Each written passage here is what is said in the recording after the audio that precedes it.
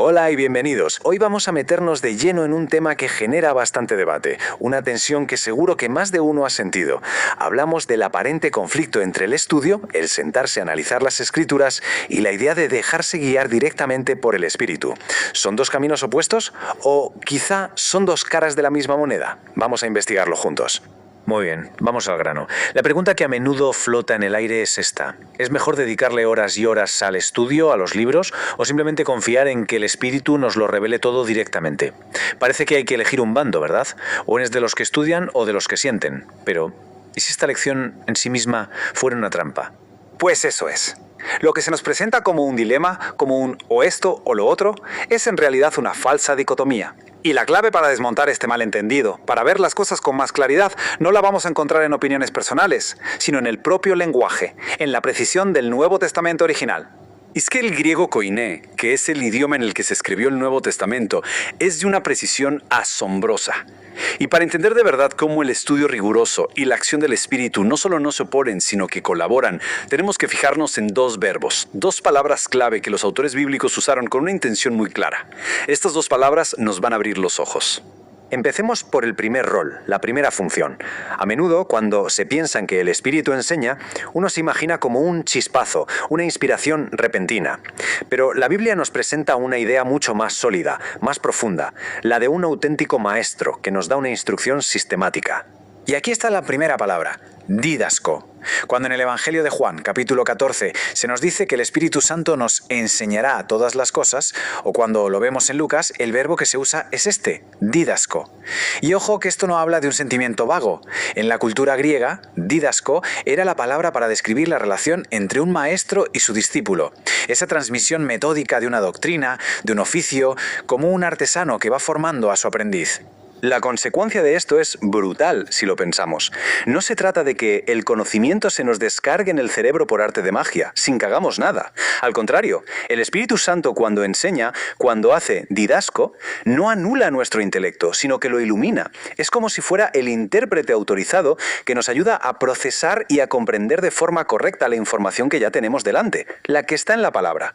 Vale, pues si ya tenemos clara la primera función, pasemos a la segunda, que la complementa a la perfección. Si didasco tenía que ver con el fundamento, con la doctrina, lo que viene ahora tiene que ver con el camino, con la aplicación práctica de esa doctrina en el día a día. Y la segunda palabra es jodegeo. Fijaos qué interesante. En Juan 16 el texto cambia y dice que el Espíritu os guiará a toda la verdad. Ya no usa didasco, usa jodegeo. Y esta palabra viene de odos, que significa camino, y de egejomai, que es liderar. La imagen es clarísima, es la de un guía de montaña, alguien que conoce el terreno y que te lleva por el sendero paso a paso. Y esta metáfora es perfecta para entenderlo. La enseñanza, didasco, nos da el mapa, nos da la base doctrinal, la verdad objetiva, el qué. Pero la guía, o degeo, es el espíritu caminando a nuestro lado, ayudándonos a usar ese mapa en las curvas del camino, en el terreno desconocido de la vida real. Es el cómo. Así que, aquí está el punto clave.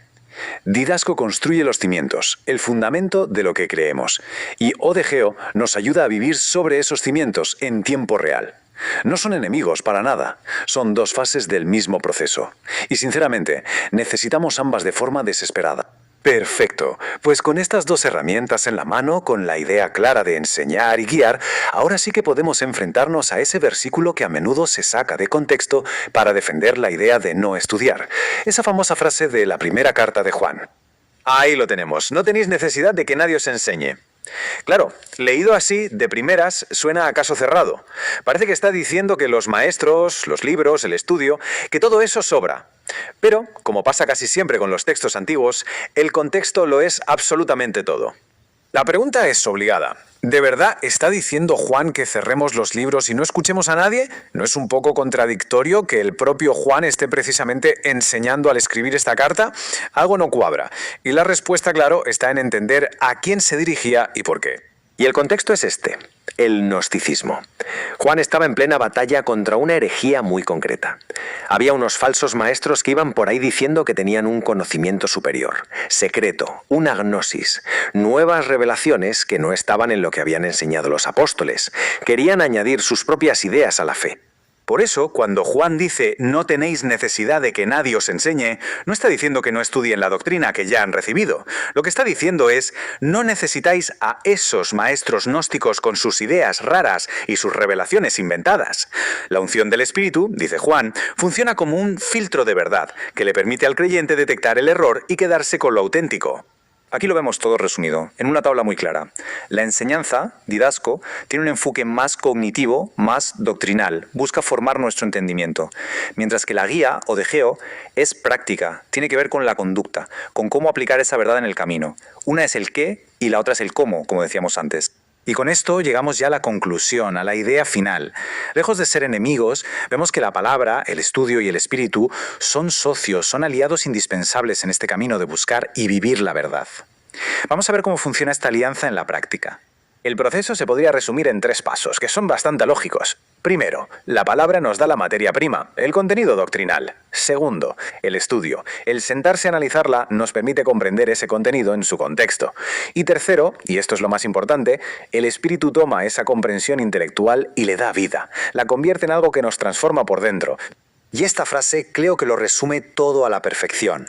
El Espíritu Santo no reemplaza al estudio, lo vivifica, no enseña en el vacío, no nos libra del esfuerzo de meternos en las Escrituras. Al revés, el estudio es lo que prepara la mente y el corazón para que el Espíritu pueda iluminar, confirmar y aplicar la verdad.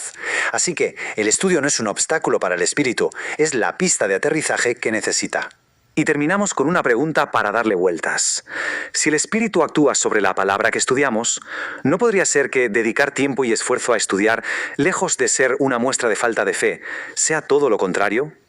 Quizás ese estudio honesto y profundo es una de las mayores expresiones de fe que existen, un acto de preparar la tierra, de preparar el corazón y la mente para que el Espíritu pueda hablar con total claridad. Ahí queda la reflexión.